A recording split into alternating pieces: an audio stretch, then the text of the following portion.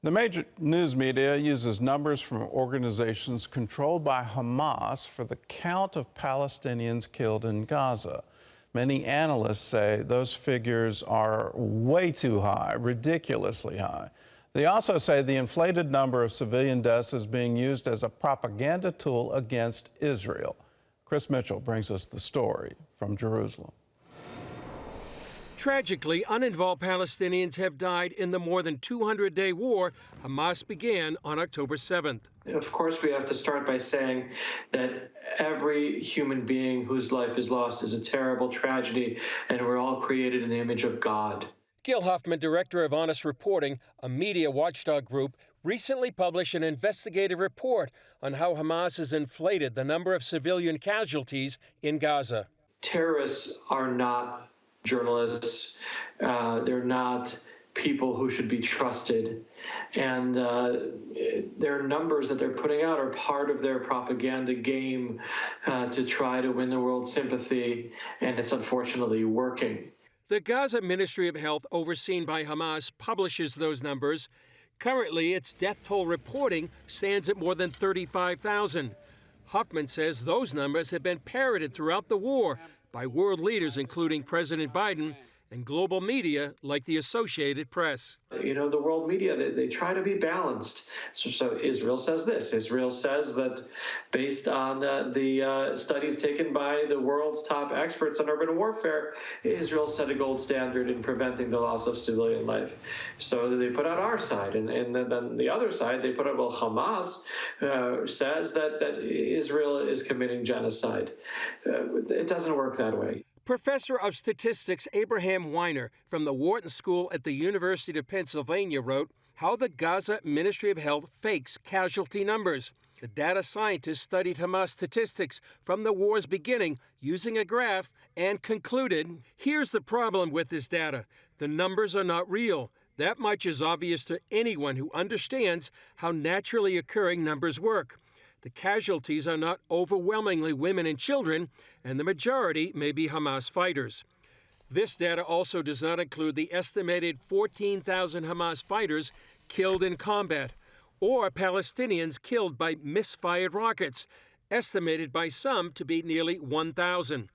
The Foundation for the Defense of Democracies also reported this month that the Gaza Health Ministry cannot provide names for more than 10,000 it says have died. We previously knew they had incomplete records for this set of people of at least 10,000, but from both Wall Street Journal reporting and from an item on the ministry's own social media feed, they've indicated they don't have names, so they can't really identify these individuals. It's really one more drop in a bucket on a broader credibility issue.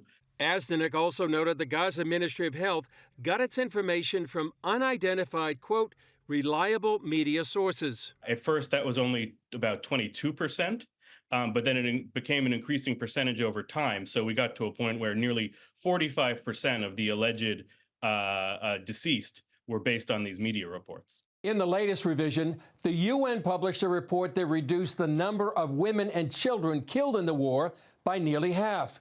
They clarified later that their overall estimate of the number killed in the war remains the same. They explain the revision to the fog of war. It's not the only example of suspected death tolls. Near the beginning of the war, the media reported Israel killed 500 at the Al-Ahli hospital. Later, it was discovered a misfired rocket by Islamic Jihad killed far less civilians in the next-door parking lot. Abu Shlouf, the spokesperson for Islamic Jihad, admitted it was a lie. Yes, in order to erase this story, the organization made several moves. It fabricated a story that the rocket belonged to the occupation and the target was a hospital building. They relied on some of the stories of the international press. And after that, they published it to the whole world? Yes. First of all, I acknowledge that sadly, there are civilians, non-combatants that have been killed in battle. Sadly, and that is not the intention of the IDF. I think the IDF has gone to tremendous lengths in order to minimize the amount of non-combatants that have been affected by this war.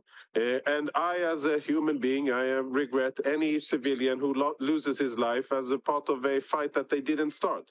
Former IDF spokesman Jonathan Conricus, now with the FDD, says Hamas has rigged the battlefield. We must remember who embeds himself within the civilian population and abuses everything that is supposed to be protected under international law. Hospitals, schools, mosques, UN facilities, infirmaries, and everything else. The organization that does that is Hamas.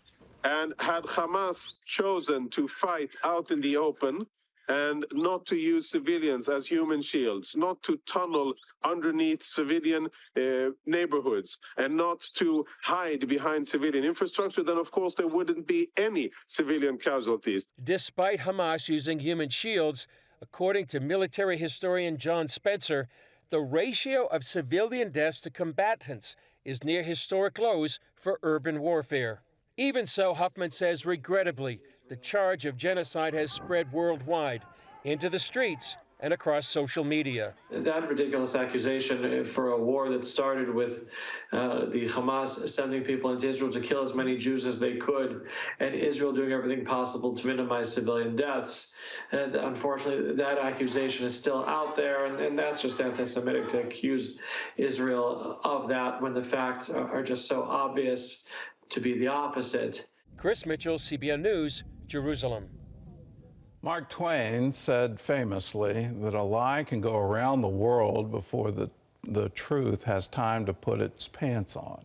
That's exactly what's happening here. If you remember that rocket, the supposed Israeli rocket that targeted a hospital, none other than the New York Times ran that story with the death toll of 500.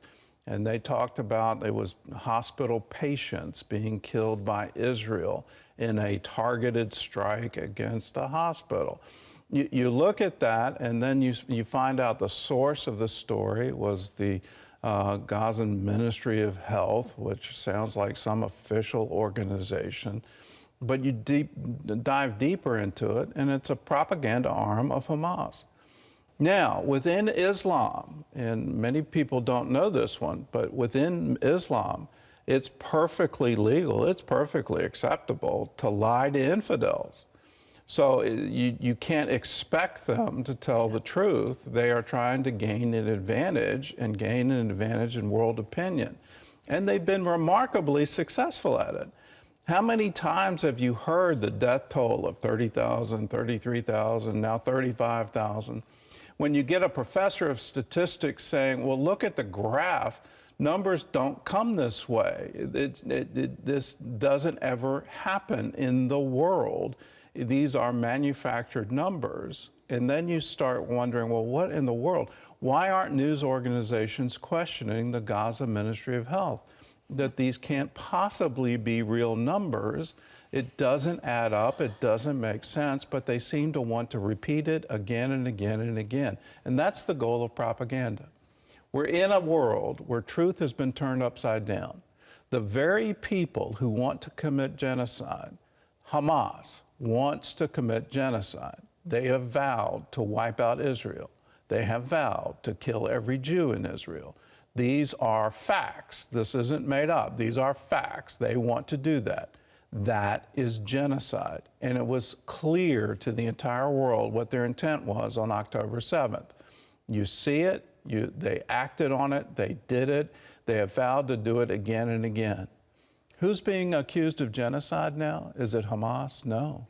Israel is being accused as they defend themselves, as they try to get their own citizens freed, the hostages set free, as they try to stop the rocket attacks, as they try to say to a terrorist group, no more, you don't get to do this to us ever again. You vowed to do it again and again, no more. We can't exist as a nation under that kind of threat. In all of this, we see campus protests, we see international courts trying to throw war crime accusations at Israel. It's a world turned upside down. Now, here's something you can do. Every time you see a news report claiming that number from the Gaza Ministry of Health, look for it. Then write a letter to the editor. Let your voice be heard. Put something into the comment line. Call them out on it. and say, no, you're repeating a lie. You haven't done proper investigation. This isn't journalism. You are repeating propaganda, and it shouldn't happen. If we, as consumers of news, stand up and say, not on our watch, you don't get to lie to us again and again and again, please start telling the truth, you'll get a reaction. You'll get a reaction at the highest level of every news organization. So please do that. Let's stand with Israel. Here's a very practical way you can do it. Let your voice be heard.